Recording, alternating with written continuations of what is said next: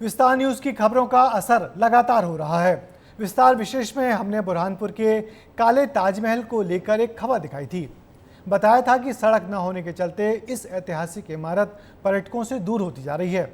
खबर दिखाए जाने के बाद प्रशासन जागा है और अब यहां सड़क बनाने की कवायद शुरू हो गई है। देखिए पर्यटकों की राह आसान करने वाली हमारी ये खबर।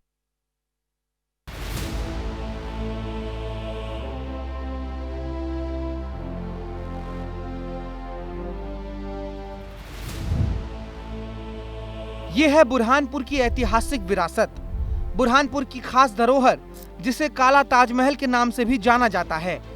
ये वही नायाब नमूना है जिसे देखकर मुगल बादशाह ने आगरा में ताजमहल बनवाया था।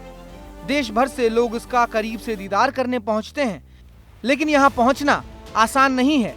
यहाँ तक पहुंचने वाली सड़क खराब है, लेकिन अब जल्दी ही इस खूबसूरत इमारत तक पहुंचना आसान होगा।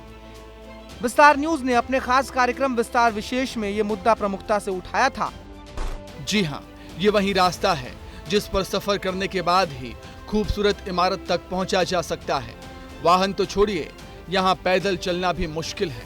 रास्ते में कीचड़, कचरे के ढेर और भयंकर बदबू से आपका सामना होगा, तब कहीं जाकर यहाँ पहुँच पाएंगे।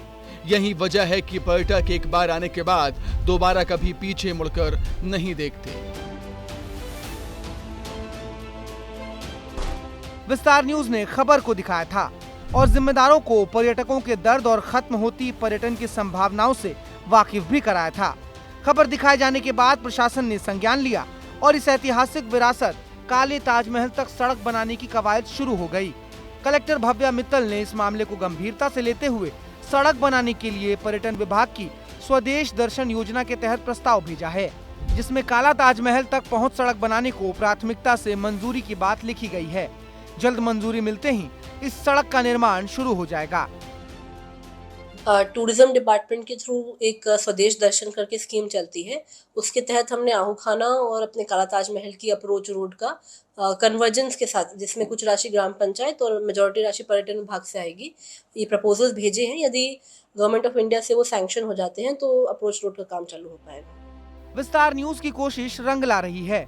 उम्मीद है जल्दी ही काले ताजमहल तक जाना आसान होगा।